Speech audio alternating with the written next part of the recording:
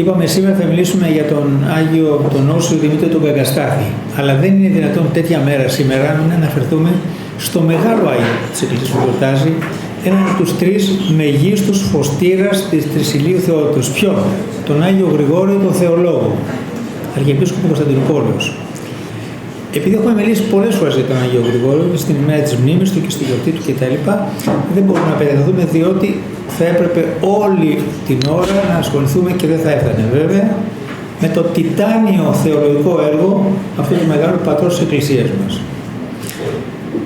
Να σας πω ότι έζησε, όπως μας είπε και τη Συνόδου η ανακοίνωση, ότι έζησε τον 4ο αιώνα από το 329 έως το 390 μετά. Να σας πω ότι μια κουβέντα μόνο, ότι ήταν όπως ο Μέγας Αθανάσιος που μιλήσαμε την περασμένη εβδομάδα, ήταν η ψυχή της πρώτης Οικουμενικής Συνόδου, η ψυχή της Δευτέρας Οικουμενικής Συνόδου και πρόεδρος της Συνόδου ήταν ο Άγιος Γρηγόριος ο Θεολόγος. Αλλά το ξαναλέω, δεν μπορούμε να πούμε πολλά πράγματα διότι θα μας πάρει ο χρόνος. Όμως σήμερα ακούσατε που μνημονεύσαμε κάποιον Μαργαρίτα ως Ιωμάρτυρα και ίσως τα συναξάρια δεν τη γράφουν γιατί είναι καινούρια ο Ιωμάρτυρης. Θα πω δύο κουβέντες εισαγωγικά. Θα μιλήσω για τον Άγιο Δημήτριο. Αλλά αφού γιορτάζει και αυτή και αφού κανείς δεν την ξέρει στην Ελλάδα, δεν θέλει να γίνει γνωστή. Ήταν μια μοναχή. Ήταν η ηγουμένη της Μονής Αγίων του Προδρόμου στην πόλη Μεντζενής, στο Καζάν. Πολύ μακριά στη Ρωσία. Αυτή είχε ελληνική καταγωγή και γι' αυτό μας συγκινεί λίγο περισσότερο. Και είχε εξαιρετική μόρφωση, διακρινόταν τη μόρφωσή της, με τη σύνεσή της και την αυστηρή ασκητική της ζωή. Αυτή η μοναχή θέλησε να εφαρμόσει ό,τι έχουμε εδώ στην Ελλάδα στη Ρωσία. Μετέφερε λοιπόν τα ιδεώδη του δικού μας ελληνικού μοναχισμού στη Ρωσία. Και πράγματι είχε ένα αξιοθαύμαστο μοναστήρι, έτσι σε αυτό το ξάμενο μοναστήρι. Όσο λέει μια αυστηρή ασκητική ζωή, με ένα πνεύμα φιλοτίμου, θυσίας κτλ. Είχε ένα μοναστήρι με πολλές μοναχές που είχε μελίσια, κήπους, οποροφόρα δέντρα, λαχανοκήπους και κυρίως, ακούστε την εποχή εκείνη, μαρτύρησε το 1918 τους Μπολσεβίκους στη Ρωσική Επανάσταση. Το καιρό εκείνο είχε εργαστήριο καλλιτεχνικών φωτογραφιών, 1917 το μοναστήρι αυτό. Τα στοιχεία αυτά θα μαθαίνουμε από μια μοναχή Αλευτίνα, τυφλή στο τέλος της ζωής της, η οποία ζούσε, έχει πεθάνει τώρα κι αυτή βέβαια, αλλά αυτή μας έδωσε τα στοιχεία, ζούσε τον καιρό εκείνο του μαρτυρίου της Αγίας Μαργαρίτας. Τι θυμότανε? Ότι το Σεπτέμβριο του 1918 στρατεύματα των Λευκών, θυμάστε ήταν λευκοί και κόκκινοι, κόκκινοι ήταν οι κομμουνιστές, οι Μπολσεβίκοι, φύγαν από το Καζάνι γιατί τους έδιωχναν οι Μπολσεβίκοι και ο κόσμος τότε έφευγε να σωθεί, να πάει πιο κάτω στη Ρωσία που θα γλίτωναν.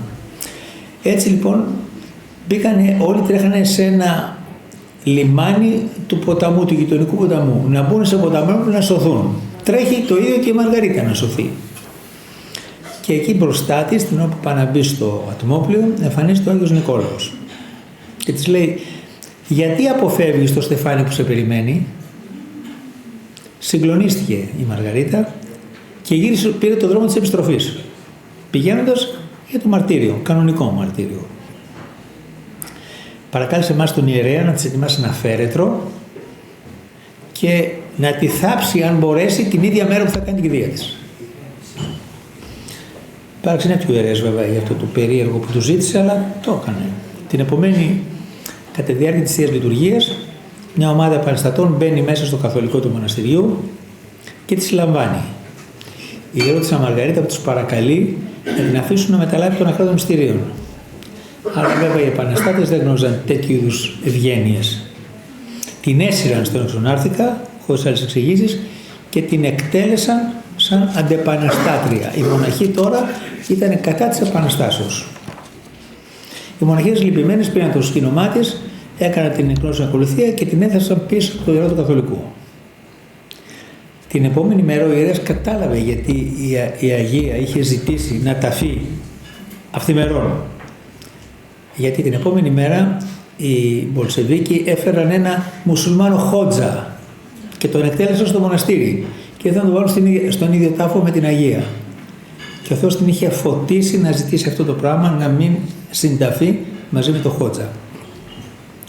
Αργότερα το μοναστήρι έκλεισε και ερήμωσε, διότι θυμάστε, κλείσαν όλα τα μοναστήρια, έσφαξαν τους μοναχούς κτλ. Κλείσαν τα μοναστήρια. Όπως διηγείται μια κόρη ενός ιερέα Μιχαήλωνα Μαρία, στις αρχές του 1970 οι ρωσικές αρχές, δηλαδή κομμουνιστικές πάλι αρχές, θέλησαν να σκάψουν κάτι κοντά στο ιερό. Δεν κρούσαν τίποτα για τον τάφο της Οικουμένης Μαργαρίτας. Είχαν περάσει από τότε 50 χρόνια. Όπως έσκαβαν, ξαφνικά βρήκανε τη Λάρνακα με την Αγία. Με ολόσωμη την Αγία, σαν να είχε ταφεί την ίδια μέρα. Κλείσαν αμέσως, γρήγορα. Κομμουνισμός τότε. Κλείσαν γρήγορα τη Λάρνακα, την κάσα λέγαμε σήμερα, και φύγανε. Όταν άλλαξαν τα πράγματα, έψαχναν και βρήκανε το ολόσωμο σκήνομα της Αγίας, και σήμερα φυλάσσεται βέβαια ολόσωμο το σκήνομα της Αγίας αυτής. Τον 19ο αιώνα υπήρχε ένας στάρι της Ρωσίας περίφημος, ο Αμβρόσιος της Όπτινα, Άγιος της Εκκλησίας μας, που είχε προβλέψει, είχε πει τότε, ότι το μοναστήρι θα αποκτήσει μεγάλη φήμη και δόξα, το συγκεκριμένο μοναστήρι, το Αγίου Ιωάννου. Όταν θα προείσταται η πρώτη ηγουμένη, θα κτιστεί ο νέος ναός. Όταν προείσταται η δεύτερη ηγουμένη, αυτή θα γίνει μάρτυρας. Και στην τρίτη, όταν θα αναλάβει η τρίτη ηγουμένη, επί της Νομερόδη θα πέσουν οι καμπάνες του μοναστηριού. Και έτσι έγινε. Στην πρώτη ηγουμένη εκπληρώθηκε η προφητεία του Αγίου Αμβροσίου. Στην πρώτη ηγουμένη πράγματι κτίστηκε το μεγάλο καθολικό του ναού. Στη δεύτερη, που ήταν η Μαργαρίτα, έγινε το μαρτύριό της. Και στην τρίτη, που το μοναστήρι έκλεισε με τη βία, οι μοναχές διώκτηκαν από τους επαναστάτες και έριξαν κάτω, ως συνήθως, τα και σε βίντεο και φωτογραφίες, τις καμπάνες του ναού κτλ. Αυτή είναι ο βίος της Αγίας που σήμερα τιμάει η Εκκλησία μας, και την αναφέραμε κυρίως γιατί ήταν ελληνικής καταγωγής. Την ευχή της και την ευλογία της να έχουμε, ας την μνημονεύουμε και ας θυμόμαστε πράγματι ότι οι Άγιοι είναι διαχρονικοί και δεν έχουν σχέση με την εθνικότητα. Και ας έρθουμε στον Άγιο Δημήτριο τον Καγκαστάθη. Αυτός γεννήθηκε στις αρχές του προηγούμενου αιώνα, δηλαδή το 1902, σε ένα χωριό στα Τρίκαλα από πάνω που λέγεται Πλάτανος. Έζησε σε αυτό το χωριό 42 ολόκληρα χρόνια. Ήταν επιμένας του χωριού αυτού για 42 ολόκληρα χρόνια, μια ζωή ολόκληρη. Ο Άγιος Δημήτριος ήταν επιμένας σε αυτό στο χωριό. Απέχει 15 χιλιόμετρα από τα Τρίκαλα, να καταλάβουμε. Ο Παπαδημήτρης δεν έτυχε σπουδών. Δεν σπούδασε.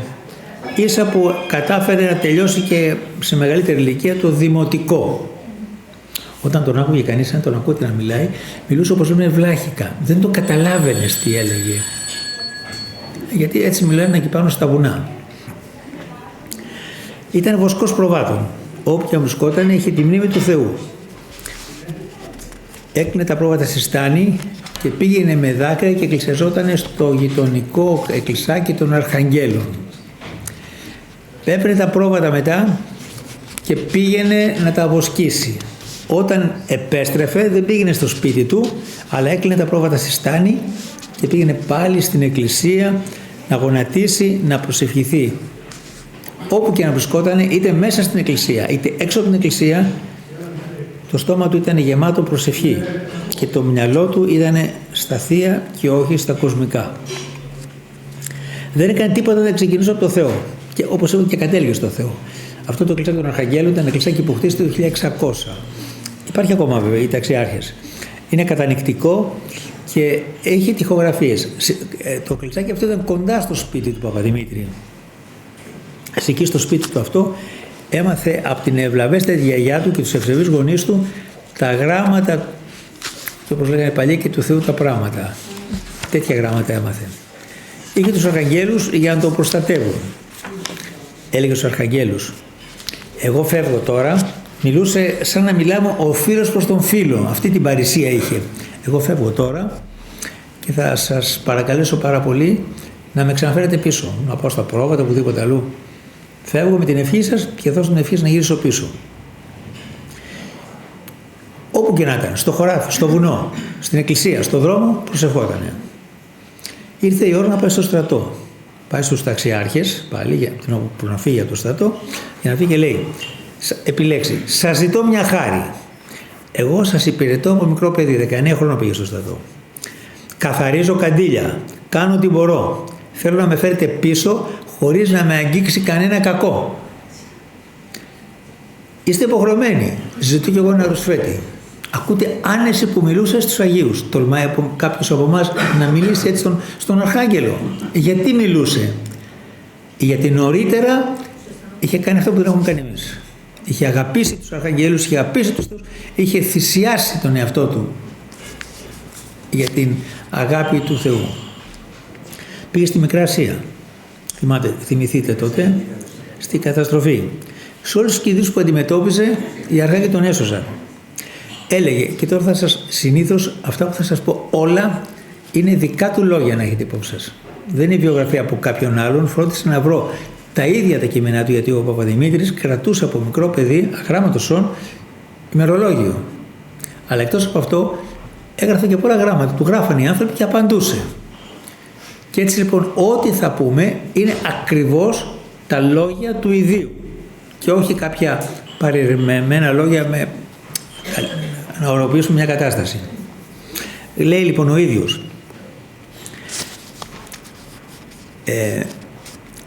σας ζητώ και εγώ ένα ρουσφέτη. Πήγε στη Μικρά Ασία, όπως είπαμε. Σε όλους τους κινδύνους που αντιμετώπισε, οι Αρχάγγελοι τον έσωσαν. Λόγια δικά του. Στη Σμύρνη σφάζουν, κάνουν, αγράμματος, μην θέλετε πολλές λεπτομέρειες του κείμενου, εμένα έρχονται, εννοεί τους Αρχαγγέλους, έρχονται σε μένα οι Αρχάγγελοι, μου δίνουν ένα άλογο και μου λένε, οι Αρχάγγελοι, ακούτε, του δίνουν άγγελο και του λένε, φύγε στο Τζεσμέ.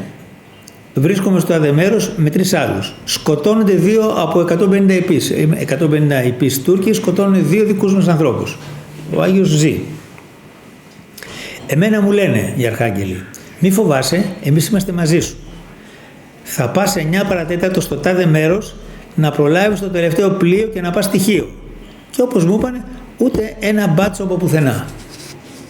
Όταν λέμε Αρχάγγελοι, μην έχετε την αίσθηση ότι οι Αρχάγγελοι παρουσιάστηκαν ως άγγελοι, έτσι. Δεν παρουσιάζονται ποτέ με φτερούγες οι άγγελοι οι Αρχάγγελοι, αλλά ως άνθρωποι πάντοτε.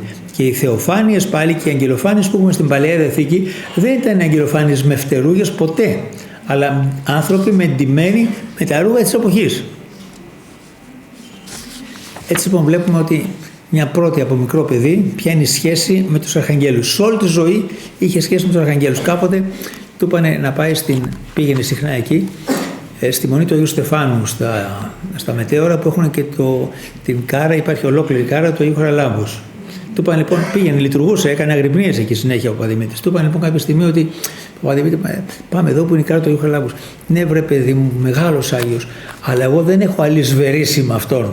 Έχω αλυσβερίσει με τους Αρχαγγέλους. Όλα δηλαδή τα ανοίγανε στους Αρχαγγέλους. Όταν τέλειωσε τη θητεία, αποφάσισε να πάρει το απολυτήριο του Δημοτικού, δεν το είχε πάρει ακόμα, και να δημιουργήσει οικογένεια. Ο Παπαδημήτρης ήθελε να βρει μια σύντροφο στη ζωή του.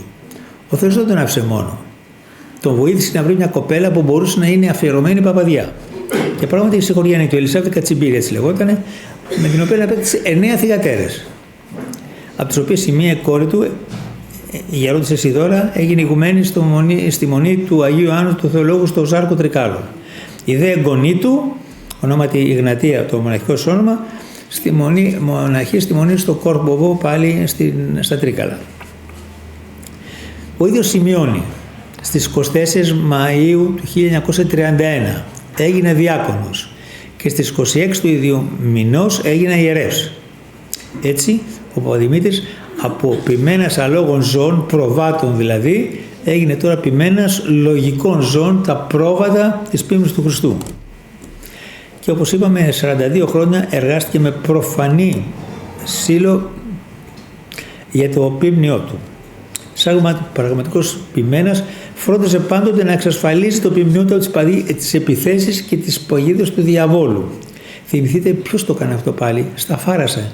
Το θυμάστε, ο Άγιος Αρσένιος, ακριβώς ήταν το ίδιο πράγμα. Ήταν ο πατέρας όλου του χωριού. Έτσι ακριβώς και εδώ ο πατέρας όλου του χωριού ήταν ο Παπαδημήτρης ο Γαγαστάθης. Με τη βοήθεια των πιστών έκτισε στα σταυροδρόμια εικονοστάσια, έβαλε εικόνες, έλαβε σταυρούς. Ήταν φιλάνθρωπος, ελεήμων, ανοιχτόκαρδος, κοινωνικός. Στις τσέπες του είχε πάντοτε παραμέλειες για τους μικρούς και κάποια μικροποσά για τους μεγάλους. Φτώχεια τον καιρό εκείνο, 1920-30, και σκεφτείτε, πάνω στα βουνά.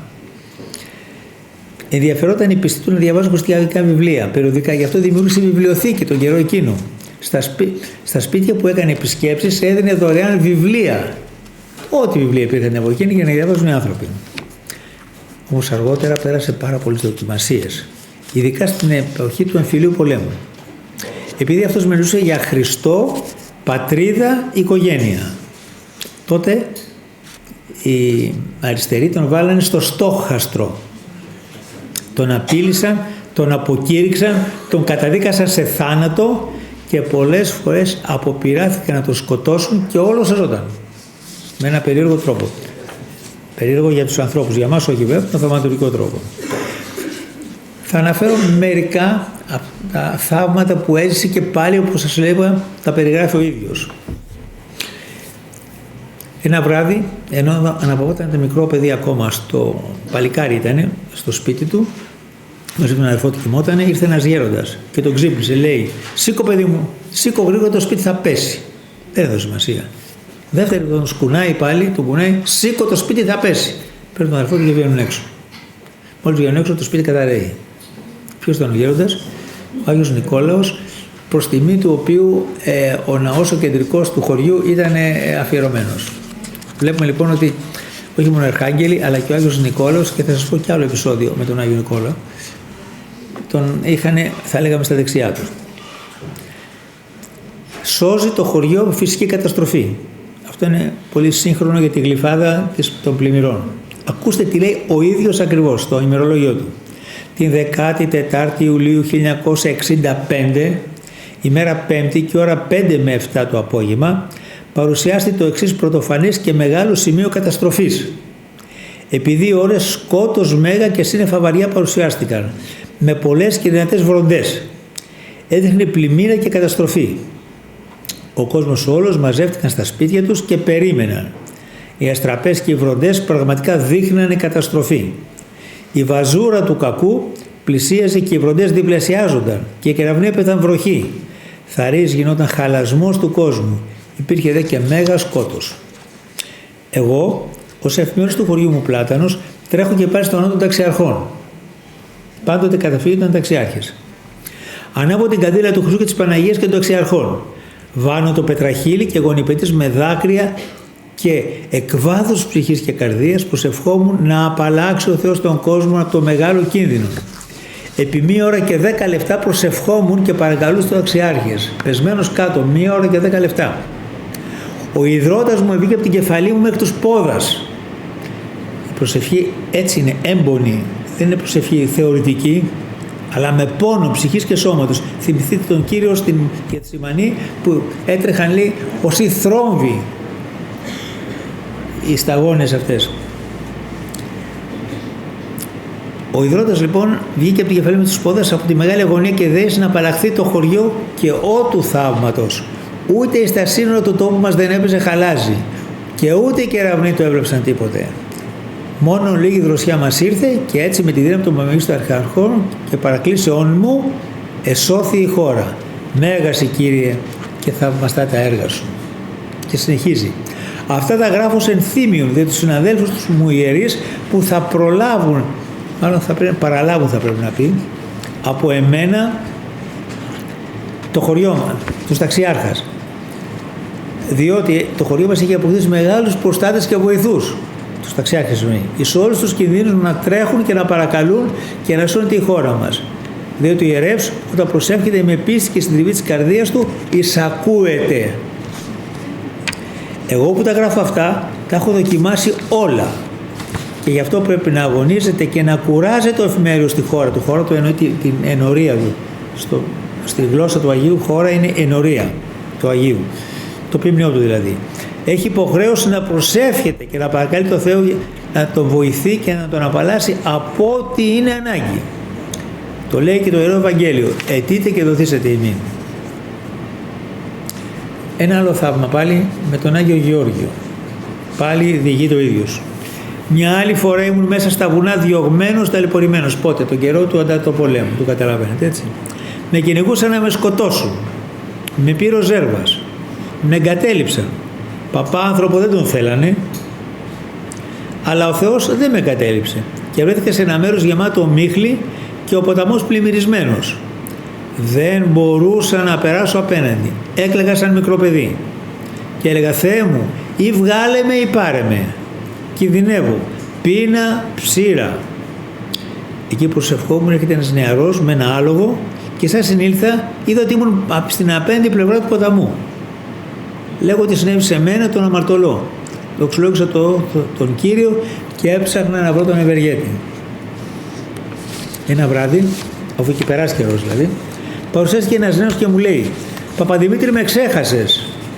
Όχι, παιδί μου, εγώ ψάχνω τον ευεργέτη μου. Είμαι ο Γεώργιος. Θυμάσαι το τάδε μέρος που έκλαιγε και τα λοιπά? Ποιος έσωσε? Δεν ξέρω, ψάχνω. Εγώ σε έσωσα. Και δεν ήρθες ούτε μια φορά να λειτουργήσεις το εξοκλήσι του Αγίου Γεωργίου δηλαδή. Ξυπνάω, χτυπάω την καμπάνα του χωριού, μαζεύω το χωριό, νηστεύουμε και πάμε στο μέρος αυτό. Αυτό το μέρος έχει θαύμα.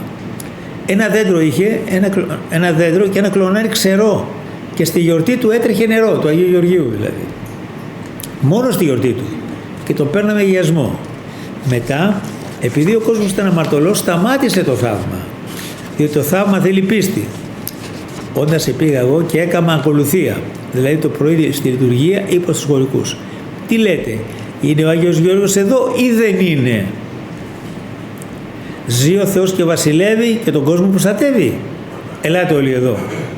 Μαζεύτηκαν. Άι Γιώργη, δεν το κάνω από ιστία, ούτε από περιέργεια. Το κάνω για να ενδυναμώσω την πίστη. Θέλω να έρθεις, να παρουσιαστείς δηλαδή, να κινήσεις το ξερό ξύλο και να ρίξεις τον αγιασμό όπως παλιά.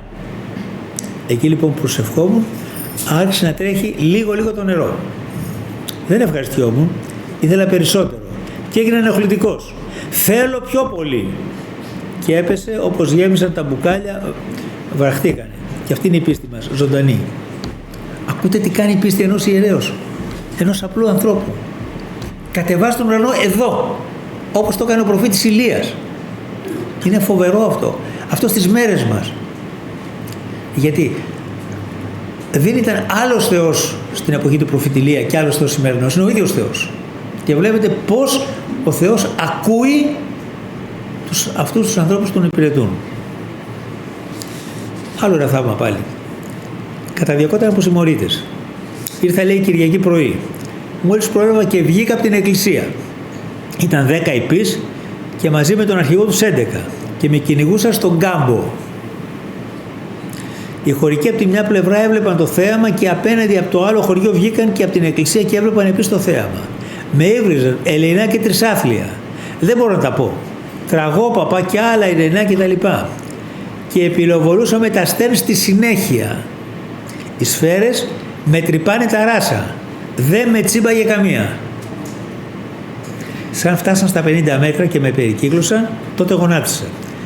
Σήκω τα χέρια μου στον ουρανό και φώναξα από το βάθος της ψυχής μου. Μιχαήλ Αρχιστράτη, και κινδυνεύω. Βοηθήσατε με.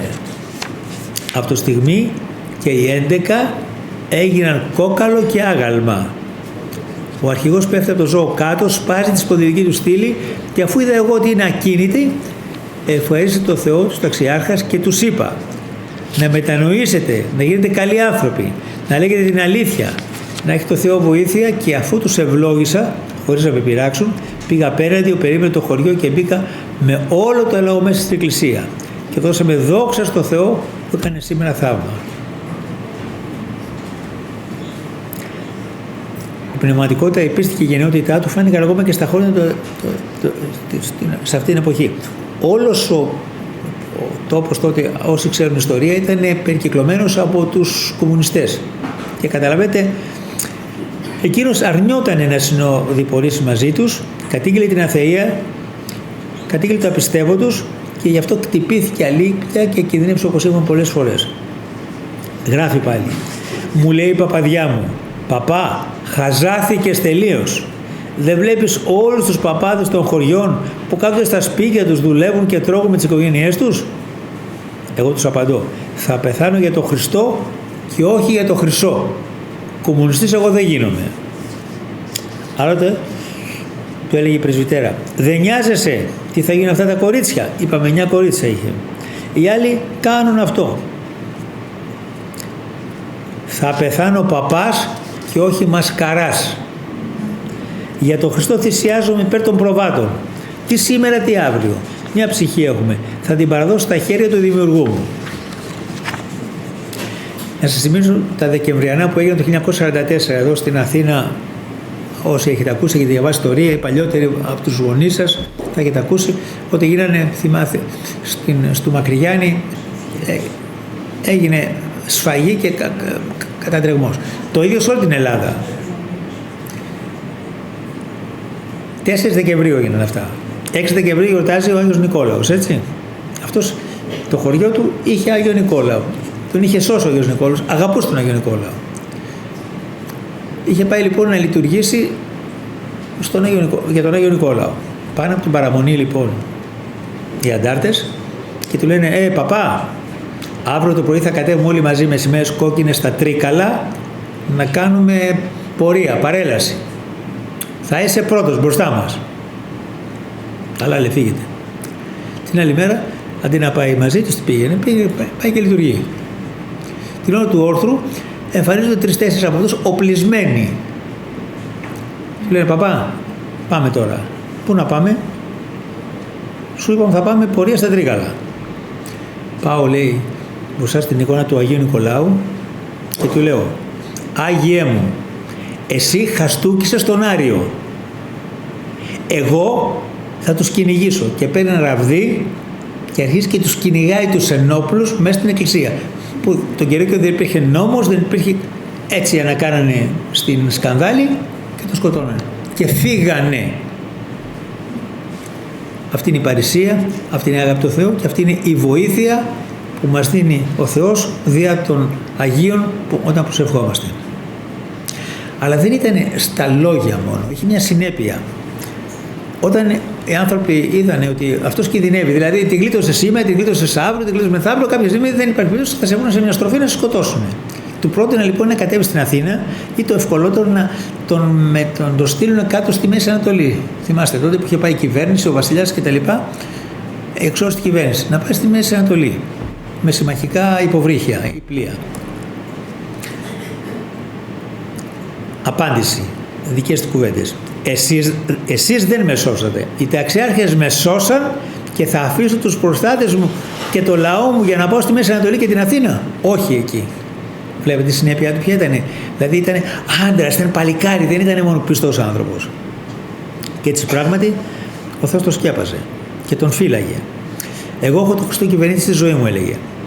Δεν τον έβαλε άνθρωπο καλά στην καρδιά τους για να νιώσει το μεγαλείο του. Είναι γλυκός ο Χριστός. Δεν τον αλλάζω με τίποτα. Μια ζωή τον παρακαλώ να με αξιώνει και εγώ να χύσω το αίμα μου για αυτόν. Κοιμάμαι τόσο αμερίμνα όπως το πουλί στο αγκάθι και τα ρυθμίζει όλα αυτός. Καλύτερα από οποιονδήποτε άλλο. Κάτι λίγο για την πνευματική του ζωή να πούμε. Εξομολογείται με τέτοια καθαρότητα και ειλικρίνεια που δεν συνέτησε κανείς στα μικρά παιδάκια. Είχε πάει μια φορά να συναντήσει τον τότε πατέρα Φιλόθεο Ζερβάκο που ήταν ηγούμενος στην Πάρο. Νυν είναι Άγιος Φιλόθεος και όχι πατήρ Φιλόθεος. Του είπε ο πατήρ Φιλόθεος, εσύ είσαι ασθενής, γιατί έκανες τον κόπο να έρθεις μέχρι εδώ? Εγώ είμαι ο τελευταίος και ο αμαρτωλός. Μα τα Τρίκαλα του λέει έχουν καλούς πατέρες και άξιους. Ήρθα όχι μόνος, με έφερε ο Θεός και ήρθα να ξεπλύνω, να καθαρίσω την ψυχή μου. Λέει ο Άγιος Φιλόθεος, 70 χρόνια εξομολογώ, τέτοια εξομολόγηση δεν συνήθισα πουθενά. Και λέει ο ίδιος Άγιος Φιλόθεος, υπήρξε ένας ζωντανός Άγιος, διότι παιδί μου, ο Άγιος Φιλόθεος το λέει, είναι Άγιος. Όταν μου είπαν για την κοίμησή του, άρχισα να προσεύχομαι και να νηστεύω και να ζητώ από το Θεό να με πληροφορήσει ποια κατάσταση βρίσκεται. Και κατόπιν από ημέρες μου έδειξε τη δόξα στην οποία βρίσκεται. Πρόκειται περί Αγίου. Το ίδιο έχει πει ο Άγιος Πορφύριος, το ίδιο έχει πει πολλοί Άγιοι της Εκκλησίας, ο Άγιος ο Ιουστίνος Πόποβιτς κτλ. Θα σας πω κάποιες εμπειρίες που είχε τώρα, όχι μόνο θαύματα, αλλά κάποιες εμπειρίες στη λειτουργική της ζωή και στην προσωπική της ζωή. Ζωντανή η θρησκεία μας, παιδιά μου. Τη βλέπετε από την Αγία Τράπεζα? Όταν λειτουργώ γεμίζει άρωμα. Ούτε το εκκλησίασμα το αισθάνεται. Έφερα εδώ τον πατέρα Φιλόθεο. Ο Άγιος Φιλόθεος πήγε 2 φορές. Και πάει ο άλλος, Δημήτρης, που πάλι πήγε άλλοι 2 φορές στην Πάρο. Έφερα εδώ τον πατέρα Φιλόθεο και τον τάδε και άλλους δηλαδή, και μου είπαν: τούτο είναι ειδικό χάρισμα για τους διωγμούς που πέρασες για το όνομα του Χριστού, για να σε παρηγορεί. Και όντως έρχομαι εδώ, μεθάω, παιδιά μου. Δεν ξέρω τι γίνεται. Ούτε ξέρω αν έκανα τη λειτουργία. Γι' αυτό με συγχωρνάτε. Δεν περιγράφεται. Ό,τι αντικείμενο βάζω στην Αγία Τράπεζα, όχι αλλού, γεμίζει άρωμα. Ξέρετε, παιδιά μου, το αισθάνομαι στο τασάεκ των σών ή στο άξον εστί. Τότε κατέρχεται η χάρη σου. Όλο τον κόσμο να μου δώσουν, δεν το θεωρείς τίποτε. Ο παντρεμένος ο παπάς με τα πρόβατα, με τη στάνη, με τα 9 κορίτσα. Δεν υπήρχαν τότε, να ξέρετε, για τους ιερείς ούτε μισθός ούτε τυχερά. Στο χωριό πάνω ποια ήταν τυχερά? Να κάνει ένα γάμο μια φορά το χρόνο. Άρα ο ιερέας ήταν υποχρεωμένος να δουλεύει όπως όλοι οι άλλοι χωρικοί δουλεύανε, για να ζήσει τη μεγάλη φαμίλια. Αυτός λοιπόν ο άνθρωπος είχε αυτές τις εμπειρίες που τις έχουν οι μεγάλοι ασκητές που βρίσκονται στην έρημο για 30 και 50 και 90 χρόνια. Πάλι διηγεί το ίδιος. Κάποτε στη Μεγάλη Είσοδο, και ενώ πλησίαζε την ωραία πύλη, είδα αριστερά μου ένα όμορφο παιδάκι που χάθηκε στα σκιά. Συγχρόνως ακούστηκε ένα κρότος από τον καλή της Παναγίας και άρχισε να κουνιέται μέχρι το τέλος της λειτουργίας. Σε μια νυχτερινή λειτουργία μου στον Εξαρχών, είδα την ώρα της δοξολογίας το ίδιο παιδάκι να στέκεται μπροστά στην προσκομιδή. Και μετά έγινε καπνός. Ο Χριστός μας, Στις 8 Αυγούστου 1954, στις 5 το πρωί, ξεκίνησα για το χορό Αρδάνη.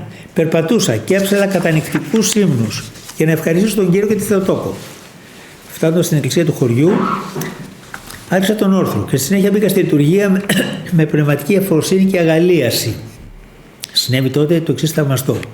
Όσα παιδιά από 12 χρόνων και κάτω που κάτω στο ναό έβλεπαν στο ιερό 2 μεγάλες σκάλες, από τις οποίες ανέβαιναν και κατέβαιναν παιδάκια λουσμένα στο φως. Για αγγελικές υπάρξεις μιλάμε, έτσι. Όταν διάβαζα το Ευαγγέλιο, γέμισε από παιδάκια η Αγία Τράπεζα. Την ώρα της Μεγάλης Εισόδου, η νεοκόρος είδε να κατεβαίνει από την αριστερή σκάλα μια γυναίκα και από τη δεξιά ένας άντρας με ένα μικρό παιδί. Ενώ πλήθος από παιδάκια ακολουθούσαν την μεταφορά των τιμίων δώρων. Συχνά έβαζε μπαβάκι κάτω από το αντιμήσιο πριν αρχίσει τη λειτουργία. Και τελειώνοντας, το μπαμπάκι μου σκοβολούσε. Το γεγονός του μαρτύρουν πολλοί άνθρωποι που συγκλονίστηκαν και τονώθηκαν στην πίστη. Το όρομα της Αγίας Τραπέζης, καταλαβαίνετε, προηγουμένως ενδυνάμωνε τον ίδιο τον λειτουργό. Γι' αυτό το έστελνε ο Θεός. Τον ανακούβιζε. Και κάποτε έβγαινε τόσο αυθονό το άρωμα που δυσκολευόταν να αναπνεύσει. Μια φορά μάλιστα η ευωδία έβγαινε σαν ένας μικρός στήλος καπνού που τον είδαν οι άνθρωποι και πλημμύρισε την εκκλησία. Άλλη διήγηση. Κάποτε πήγα στην Αίγινα. Πυροδεύσαμε όλα τα εκκλησάκια που υπήρχαν απέναντι από το μοναστήρι του Αγίου Νεκταρίου. Τα ξέρετε, τα εκκλησάκια που έχουμε πάει. Στον δρόμο ακούγαμε εγώ και ο συνοδοιπός μου ένα θρώισμα. Στο τέλος μπήκαμε στον ναό που υπήρχε ο Σταυρωμένος. Θυμάστε εκεί που πίνουν τον καφέ πάνω τον Σταυρωμένο.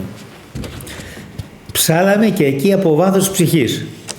Ο Σταυρωμένος ευχαριστήθηκε και μας πλήρωσε με ευωδιά. Το απολυτίκιο που λέμε είναι σαν να λέμε καλημέρα στον Άγιο και εκείνος μας απαντά. Εκεί στην Αίγινα, όταν πήγε, του είπανε να μιλήσεις.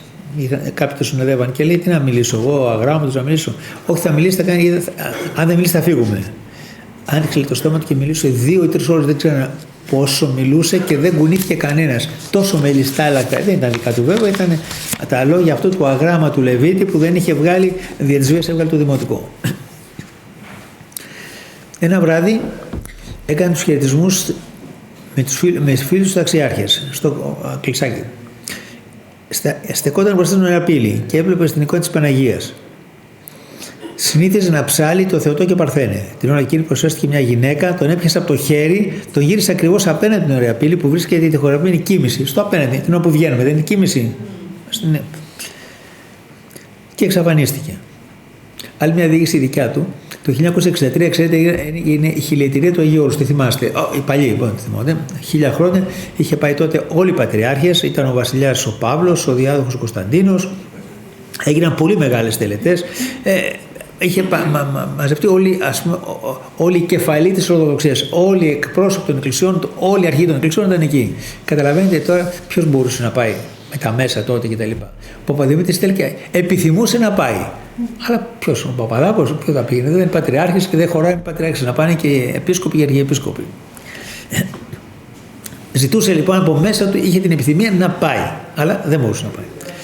Γράφει λοιπόν, την 7η Ιουνίου, Παρασκευή, εργαζόμουν όλη την ημέρα στο κτήμα μου μακριά από τον κόσμο. Ο παπάς εργαζόταν στο κτήμα του, όπως είμαι προηγουμένως, έτσι.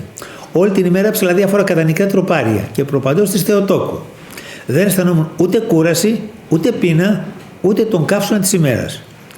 Κάθισα λίγο να ξεκουραστώ και ακούω μια φωνή να λέγει: «Είσαι ευπρόσδεκτος όπως έρθεις στο Άγιον Όρος, στη μεγάλη μου εορτή. Θα γράψω στους Δανειλαίους». Ο Δανειλαίοι είναι ένα, όσοι έχετε πάει οι άντρες θα το ξέρετε τι είναι, μια σκήτη, ένα μεγάλο κελί μάλλον, που είναι θαυμάσια, είναι ψάλτες και με πολύ καλή αγιογράφη.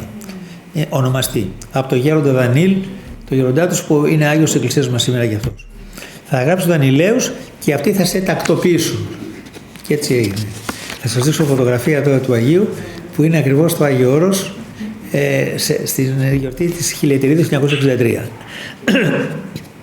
Και ακούστε τώρα τι διηγείται ο ίδιος. Έχει πάρα πολλές δαιμονικές επιθέσεις. Σας διαβάσω μερικές έτσι σταχυολογώντας, να καταλάβουμε τι ζούσε αυτός ο άνθρωπος. Γιατί καταλαβαίνετε ότι οι δαίμονες, όταν φτάσει ένας άνθρωπος σε τέτοιο ύψος αγιότητος που τον ακούν οι αρχάγγελοι και παρακαλούν τον Θεό και ο Θεός του δίνει αυτό που ζητάει, καταλαβαίνετε ότι αυτός είναι ο μέγιστος εχθρός των δαιμόνων. Άρα λοιπόν αυτά που εμάς μας κάνουν οι δαίμονες, μας κοροϊδεύουν με κάποιες σκέψεις ή αδυναμίες του τίποτα άλλο, εκείνοι είχαν υπαρκτό πρόβλημα από τον δαίμονα, παρουσιαζόταν ολοζώντανος ο δαίμονας σε αυτούς. Λέει λοιπόν, λειτουργούσα σχεδόν κάθε μέρα στους ταξιάρχες. Ένα βράδυ στις 12 με 1 που έκανε τη συνηθισμένη ακολουθία. Ακούτε, λειτουργούσε κάθε μέρα. 12 με 1 το βράδυ ο πατρεμένος παπάς έκανε ακολουθία. Τη συνηθισμένη ακολουθία. Ακούω φωνές, τραγούδια, χορό, κλαρίνα. Έξω είχε χιόνι, κρύο και παγωνιά. Βγαίνω και τι να δω. 1 η ώρα το βράδυ δεν ήταν στο σπίτι του, η λειτουργία δεν γίνεται στη 1 το βράδυ, το πρωί. Στο χιονισμένο ναό, ας κάθονταν στο σπίτι του να προσευχηθεί, πολύ απλά. Να πάει να προσευχηθεί. Και λέει, ήταν συνηθισμένη η ακολουθία, 12 με 1. Και τι να δω, οι σαταναρέοι κάναν γάμο. Έβαλε τα γέλια και τους σταύρωσα λέγοντας: συντριβεί σαν πάσα εντενανέτη δυνάμεις υπό τη σημείο του τύπου του μειού σταυρού σου. Και έγιναν άφαντοι. Άλλοτε πάλι όταν λειτουργούσα ακούω έξω θορύβους και φασαρία πάλι στο κλεισάκι. Βγαίνω και βλέπω ότι χτίζανε πολυκατοικία. Άλλος είχε μυστρία, άλλος φτιάρι. Τους σταύρωσα και εξαφανίστηκαν όλοι. Είναι φαντασίες αυτές, αλλά αυτός είναι πραγματική πολυκατοικία. Αυτό κάνουν οι δαίμονες. Γύριζα να βαρετέσει στο σπίτι. Βλέπω στον δρόμο 2 να μαλώνουν. Τους λέω: εσείς τι κάνετε, τι μοιράζετε και μαλώνετε? Τους σταυρώνω και ξαφνικά έγιναν άφαντοι. Δηλαδή κάνουν και καραγκιοζηλίκια μπροστά του. Ένα βράδυ, καθώς διάβαζα τους χαιρετισμούς της Παναγίας, μου παρουσιάστηκε σαν σκύλος και προσπαθούσε να περάσει κάτω από τα πόδια μου. Δεν τον άψω όμως Παναγία. Ποιος ξέρει σε τι πειρασμούς θα ήθελε να με ρίξει. Έλα ένα βράδυ, ξύπνησα κατά τη 1 ώρα και πήγαινα στους ταξιάρχες για να προσευχηθώ. Καθώς προχωρούσα, βλέπω στον δρόμο ένα ψηλό μαύρο με κάτι χερούκλες έτοιμος να με πνίξει. Με είχε πιάσει από το λαιμό. Πικαλέστηκα αμέσως στους ταξιάρχες, έκανα το σταυρό μου και εξαφανίστηκε. Άλλη μια φορά με καλέσαν στο χωριό Κούρσοβο για μια κηδεία. Όταν γύρισα στο χωριό μου, στον δρόμο με πετροβολούσαν οι σατανάδες. Θέλανε να με σκοτώσουν. Άρχισα να λέω τους χαιρετισμούς της Παναγίας και διαλύθηκαν σαν μαύρος καπνός. Μια μέρα γύρισα από το χωράφι μου και περνώντας έξω από την εκκλησία του Αγίου Γεωργίου, βλέπω στον δρόμο ένα σατανά ξαπλωμένο. Το ρωτάω: τι κάνεις εκεί? Ακούτε, συνομιλία με διάβολο, αφοβία. Και μου λέει: εγώ κάθομαι εδώ για να μην αφήσω κανένα να κάνει το σταυρό του. Ένα απόγευμα περνούσα από την πλατεία του χωριού. Πηγαίνοντας στο σπίτι μου, βλέπω στο καφενείο πολλούς άντρες. Άλλοι πίναν κρασί, άλλοι χαρτοπέζανε. Οι σατανάδες ήταν γύρω-γύρω πάνω από τα κεφάλια τους. Σε ένα μάλιστα ήταν σαν αλκούδα. Αυτοί δεν τους έβλεπαν όμως. Κάποτε που λειτουργούσαν νύχτα μπήκαν στην εκκλησία και άρχισαν να αποδογυρίζουν τις καρέκλες.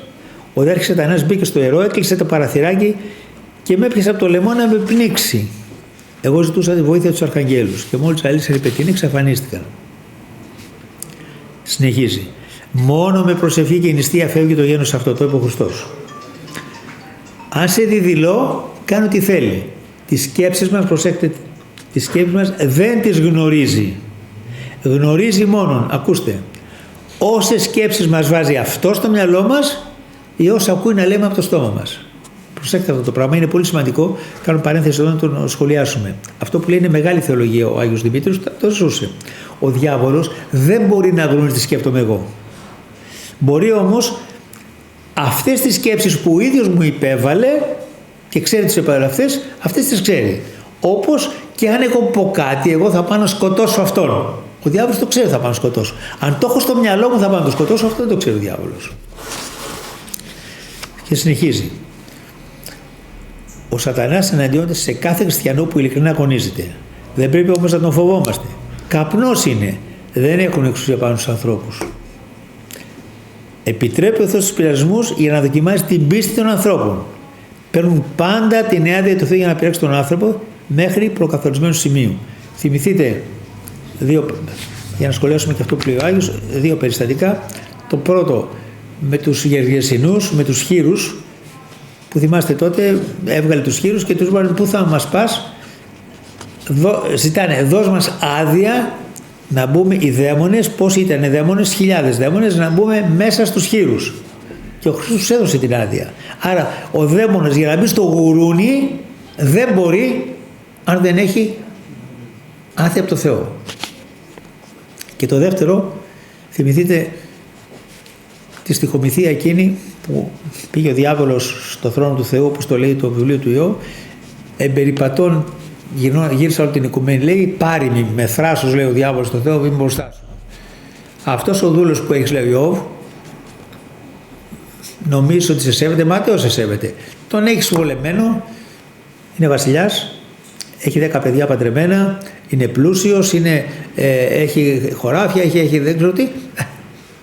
Καλά κάνει και σε σέβεται. Άσε με να τον πειράξω και θα δεις αν σε σέβεται.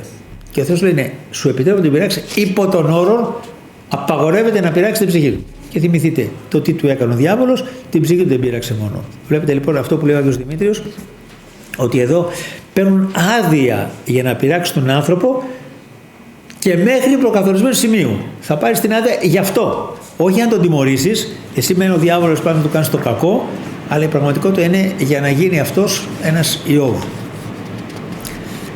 Και ακούστε και μια προφητεία για τον καιρό μας, δηλαδή πέθανε το 1975, έχουν περάσει 50 χρόνια τώρα, ακούστε. Προβλέπεται μεγάλη δυστυχία και φτώχεια, μήπως ήρθε. Αλλά επιβάλλεται να γίνει και αυτό γιατί είναι δοκιμασία του Θεού. Αφού ο Πανάγαθος Θεός μας έχει δώσει όλα τα αγαθά, εμείς όχι μόνο το ξεχάσαμε, αλλά το βλασφημούμε. Και γι' αυτό χρειάζεται να μας δώσει κανένα εράπισμα για να συνέλθουμε. Όπως θα εργαστούμε έτσι και θα πληρωθούμε από τον Κύριο. Και ό,τι μας χρωστά θα μας τα δώσει. Σύμφωνα με την εργασία θα πάρουμε και την αξία. Τι θα γίνει, ένας Θεός το γνωρίζει. Προσευχή και μετάνοια με δάκρυα θα μας σώσει. Εκεί που έχω να σας πω είναι ότι πρέπει όλοι να συναχθούμε και να σκεφτούμε καλά ότι φύγαμε και πρέπει να επανέλθουμε κοντά στο Θεό και όλους τους Αγίους. Ίσως μας λυπηθεί και μας συγχωρέσει. Ιδάλλως χανόμεθα. Τα πράγματα τα βλέπω πολύ σκοτεινά. Δεν μιλούσε δεν έκανε τρομολαγνία, αλλά έλεγε την πραγματικότητα. Θα σας μεταφέρω και κάποιες νουθεσίες τώρα, γιατί είπαμε θα μιλάμε μόνο με τα λόγια του Αγίου. Την Κυριακή 31 Δεκάτου 1967 λειτουργήσα στην Ιερά Μονή Μεταμορφώσεως τη Δευτέρα στον Άγιο Στέφανο. Νυκτερινή. Χαρά Θεού και ευλογία Κυρίου. Αυτό ήταν το σλόγγαν του. Όταν τον έβλεπες, ό,τι και να σου έλεγε, τέλειωνε με τη λέξη Χαρά Θεού και ευλογία Κυρίου. Το χαρακτηρίζω, αν δηλαδή θέλει να πούμε μια κουβέντα για τον Άγιο Δημήτριο, θα πούμε αυτήν. Αφού με τη δύναμη του Θεού επέστρεψα στο χωριό, με ειδοποίησαν αμέσως να πάω να κοινωνήσω μια γριά, ζωή Αντωνίου Γκαγκαστάθη, που ήταν από καιρό κατάκητη, περίπου 85 χρονών. Πήγα λοιπόν και την κοινώνησα, τον αγάπη των μυστηρίων. Αμέσως φώναξε. Με έκαψε η κοινωνία, φωτιά έχω, δώστε μου νερό να πιω, καίγομαι, με καίει μέσα. Σε λίγες ώρες που έμπιζε, φώναζε συνέχεια η καημένη. Κατόπιν παρέδεσε το πνεύμα της. Πήρε αρεστή τους αναξίους φλέγων. Δηλαδή η γιαγιά αυτή ήταν ανάξια και την έκαψε ο Χριστός. Είπε, εάν η Ελλάδα δεν ρίξει βλέμμα στους πολυτέχνους και δεν νοιαστεί η πολιτεία για κάθε παιδί που γεννιέται, δεν πρόκειται να γίνει τίποτα. Σας λέει τίποτα αυτό το πράγμα με τους πολυτέχνους? Εδώ στους πολυτέχνους τώρα κόβουμε τα επιδόματα. Το κράτος, το ελληνικό, κόβει τα επιδόματα των πολυτέχνων για να χρηματοδοτήσει τι? Τις αμβλώσεις, τους φόνους. Έχουμε φτάσει εκεί. Οπότε αν την εποχή εκείνη ο Άγιος έλεγε για μετάνοια, για κλάμα, πρέπει σήμερα να κλάψουμε εμείς πολύ περισσότερο. 3 μέρες πριν από την επιστράτευση του 1974, θα θυμάστε όλοι τότε με τους Τούρκους και τα λοιπά, έλεγε το μπουμ πλησιάζει. Το μπουμ, δηλαδή θα γίνει αυτό που έγινε. Όταν ψέλνεις πάλι έλεγε, καταλαβαίνεις και όταν ψέλνεις να καταλαβαίνεις τι λες. Δηλαδή όταν ψάλουμε, στο μυαλό μας να μην είναι ψάλουμε ας πούμε Θεοτό και Παρθένε και το μυαλό μας είναι στη λαϊκή. Όχι να επέρεσαι το δίθεν ψέλεις ωραία, γιατί είσαι καλήφωνος. Να ζεις αυτά που λες. Κάποτε εγώ έλεγα στην εκκλησία ένα τροπάριο του Αποστόλου Πέτρου, σχετικά με την άνεσή του. Όταν έφτασε στις λέξεις «ο δε έκλαψε πικρός», τότε είδα την εικόνα του Πέτρου, από την εικόνα του Πέτρου να κυλούν δάκρυα. Ευχαριστήθηκε ο Άγιος. Δηλαδή του έδειξε την χαρά του, γιατί ο Άγιος συμμετείχε, αν θέλετε, στη μετάνοια του Πέτρου. Συμβούλευε. Ο εχθρός μας ο διάβολος πάντα μας πολεμά. Πιο πολύ όταν δεν του κάνουμε τα χατήρια. Τότε από την κακία του βρίσκει 1000 τρόπους να μας πειράξει. Ακούστε τι συμβούλευε τα νεαρά ζευγάρια ο Άγιος. Μάθετε από την πρώτη νύχτα του γάμου σας να κάνετε μαζί την πρώτη προσευχή, το πρώτο απόδυμνο. Και αφού τελειώσει το απόδυμνο να κάνετε μια μετάνοια ένας τον άλλον και να ζητήσετε συγγνώμη. Αυτό να γίνεται έστω και αν δεν έχετε διαφωνία. Να το κάνετε αυτό υποχρεωτικά, διότι έτσι θα μάθετε να ζητάτε ο ένας από τον άλλο συγγνώμη. Καταλαβαίνετε τώρα τι γίνεται σήμερα, γιατί έχουμε χωρισμούς στα ζευγάρια. Τώρα, όπως σας είπα και πάνω τον Άγιο Δημήτριο τον Γκαγκαστάθη, έχω τα κείμενα, αλλά δεν έχει νόημα να τα πούμε, που έχουν γράψει οι Άγιοι. Έχει γράψει ο Άγιος Αμφιλόχιος, αυτό το σας διάβαζα, που είπε ότι πήρα από το Θεό πληροφορία για τη θέση που βρίσκεται. Έχει γράψει ο Άγιος Ιουστίνος ο Πόποβιτς με τα πνευματικοπαίδια του, τον πατέρα Θανάση τον Γεύση και τον πατέρα Αμφιλόχιο Ράντοβιτς. Αυτοί έρχονταν εδώ, το συναντούσανε, συλλειτουργούσανε, μένανε μαζί. Θα σας πω μια περίπτωση. Μια φορά ήταν σε ένα. Τρώγανε μαζί ο πατέρα Θανάσιος ο Γεύτης, φτάσαμε τον Άγιο και κάποιους λαϊκούς πνευματικοπαίδια του Αθανασίου. Κάποια στιγμή μου φάγανε το βράδυ, είπαν να πάμε να κοιμηθούμε. Κουβέντα του Αγίου. Τι, θα κοιμηθούμε? Και σας λέω κουβέντα δικιά του λέξη. Και θα πηδήξουμε το πρωί από το κρεβάτι να λειτουργήσουμε. Το ακούτε αυτό? Αυτό θα πει ότι το βράδυ εκείνο δεν κοιμήθηκε ο Άγιος. Για να ετοιμαστεί η λειτουργία. Έχει γράψει ο αείμνηστος του πατήρ Γιώργος ο Καψάνης, που ήταν ηγούμενος στη Μονόπετρα, ο πατήρ Εμιλιανός ο Παφίδης, που ήταν ο Σιμωνόπετρα ο Παφίδης, και ο πατήρ στην Αγίου Γρηγορίου κτλ.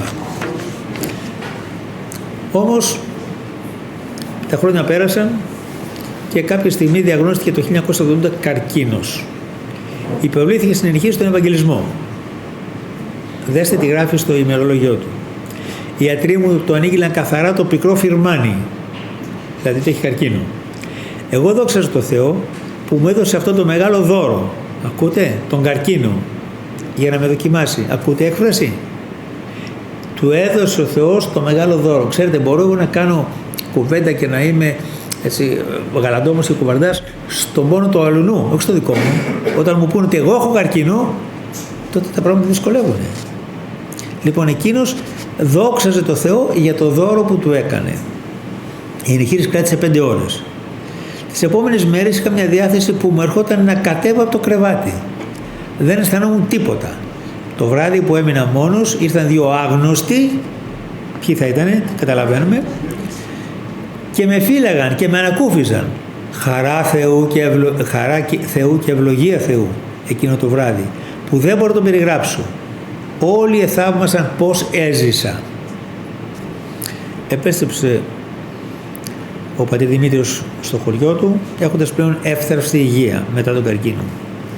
Το 1973, 70 ήταν ο πρώτος καρκίνος, νοσηλεύτηκε στο νοσοκομείο Αλεξάνδρας, όπως έλεγε ο ίδιος, για ανώτερες σπουδές. Ακούτε, δεύτερο καρκίνο, ανώτερες σπουδές λοιπόν, λέει ο ίδιος. Ο Θεός τον προετοίμαζε με αυτόν τον τρόπο τον δούλο. Θα σας πω ένα συγκλονιστικό γεγονός. Κάποια κοπέλα, γιατρός είναι μοναχή σήμερα, πήγε να τον δει στο χωριό του όταν ήταν στα τελευταία του. Έβλεπε λοιπόν αυτόν τον Παπαδημήτρη, ο οποίος ήταν ψηλός, ξέρετε έτσι, είχε θα δείτε φωτογραφίες, μια θεωρία κτλ. Ένα γεροντάκι μαζεμένο σε ένα κρεβατάκι, μια μπατανία από πάνω, θα σας δείξω και φωτογραφία, υπάρχει και αυτή. Τι κάνεις παππούλη? Δήμητρά μου, τι να σου πω. Άλλοτε πολεμούσαμε εκείνο το μεγάλο σπαθί, το πετραχύλι. Τώρα κοίταξε, έχω αυτό το μικρό μαχαιράκι, και έδειξε το κομποσκήνι του. Αυτός ήταν ο Άγιος. Όταν τον έβαλε ο Θεός να πολεμάει με το πετραχύλι, πολεμούσε με αυτόν τον τρόπο που είπαμε. Όταν Θεός είπε σταμάτα να πολεμάς με αυτό το μεγάλο σπαθί και πολέμα με το μικρό μαχαιράκι, εξακολούθησε να πολεμάει με το μικρό μαχαιράκι. Όπου τον έβαλε ο Θεός, εκεί εστάθηκε ο Άγιος με τον καλύτερο δυνατό τρόπο. Έτσι στις 29 Ιανουαρίου, τέτοια μέρα, γι' αυτό γιορτάζουμε στην τιμή του 1975, μετά από πολύμους φρικτούς πόνους, ο Θεός τον δέχτηκε. Πριν να χωρίσει όμως για τις σκηνές των Αγίων, έλεγε ότι ακριβώς και ο Άγιος Πορφύριος, ακριβώς το ίδιο πράγμα. Όταν βρω εκεί θέση, τότε θα έρχομαι και θα να σας βοηθώ. Αν πώς, θα ξεχάσω τα πνευματικά μου παιδιά? Τώρα η ψυχή του αγάλεται μαζί με τους αγγέλους, μαζί με τους Αγίους πάνω στον Παράδεισο και πρεσβεύει για τη σωτηρία των ψυχών όλων όσων τον επικαλούνται. Ας έχουμε την ευχή του και τις πρεσβείες του. Θα παρακαλέσω τώρα να καθίσουμε 3 λεπτά, να κατεβάσουμε την οθόνη, να δείξουμε όσες φωτογραφίες υπάρχουν, ελάχιστες φωτογραφίες υπάρχουν, και όπως σας είπα να ακούσουμε και τη φωνή του και ταυτόχρονα πάλι. Λοιπόν, εδώ είναι ο πατήρ Δημήτριος με έναν νεαρό που 50 χρόνια ολόκληρα ήταν μοναχός στην Κεχαρτωμένη, ο πατήρ Νεκτάριος, όπως τον ξέρει, κοιμήθηκε τώρα προ 1 μηνός περίπου. Ένας ευλογημένος άνθρωπος, συνοδεύει τον Άγιο.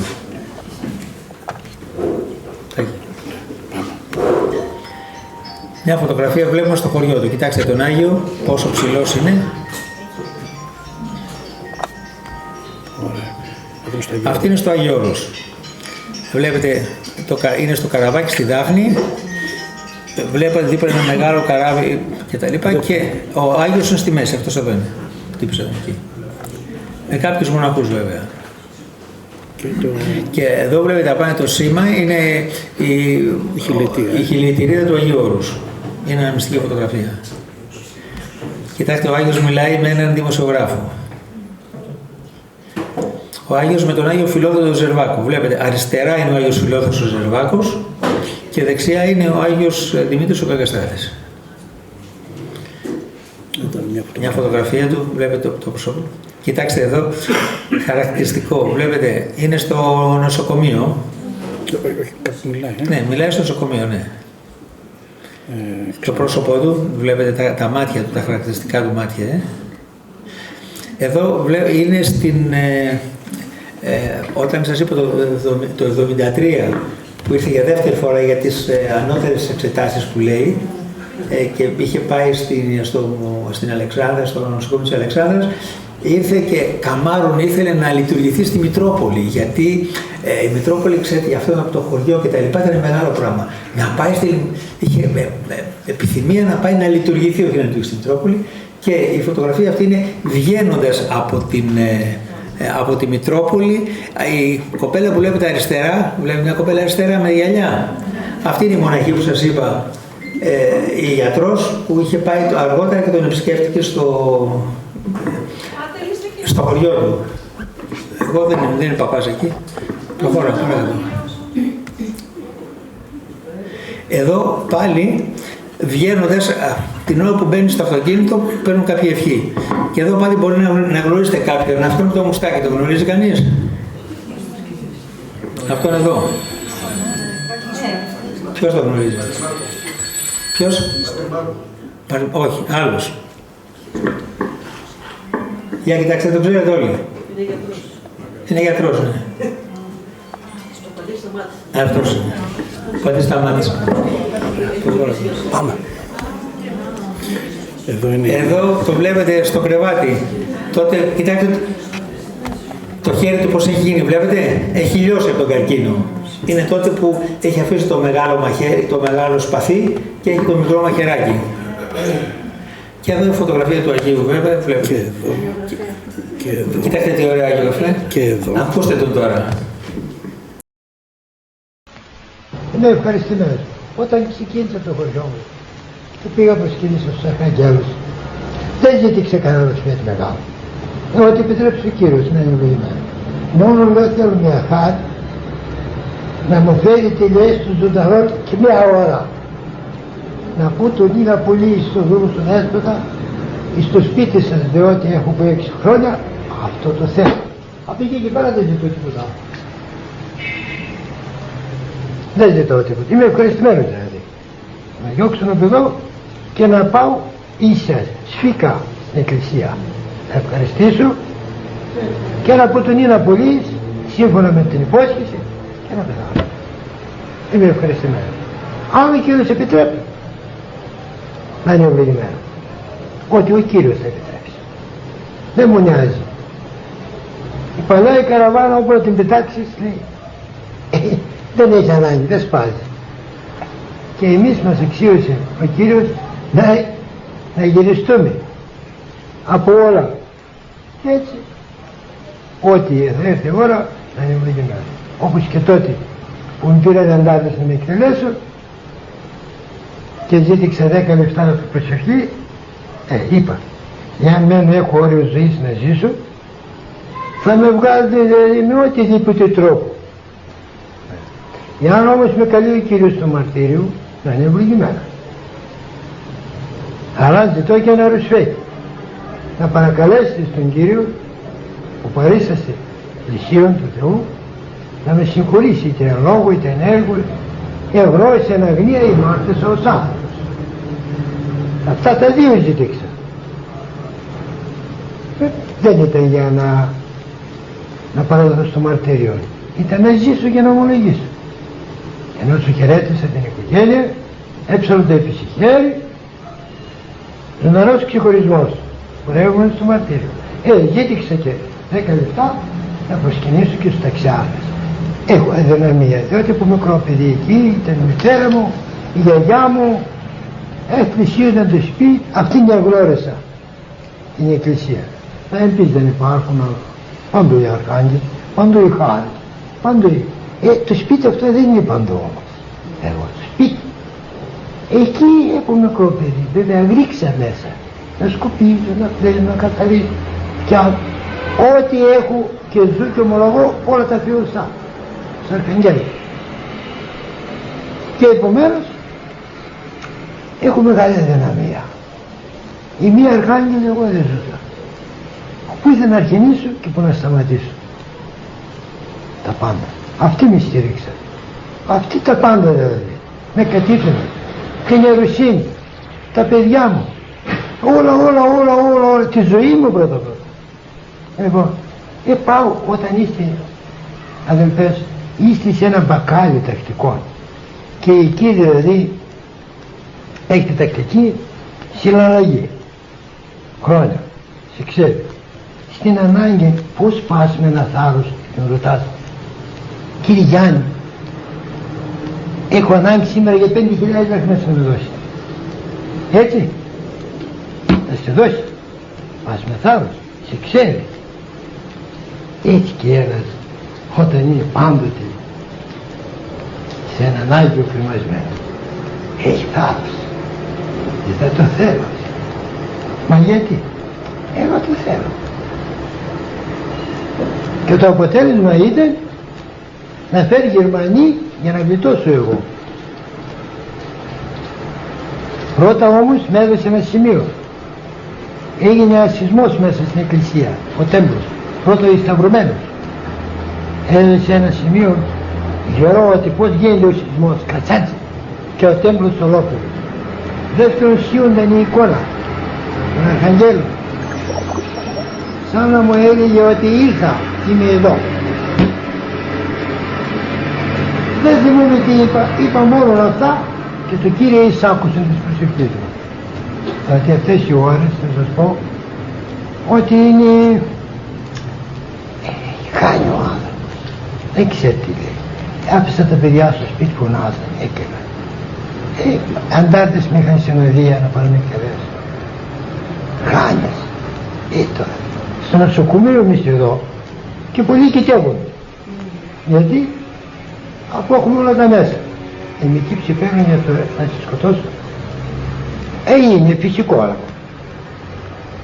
Ο φόβος εκείνος που με έκανε εμένα με φέρε γαλήνη μέσα.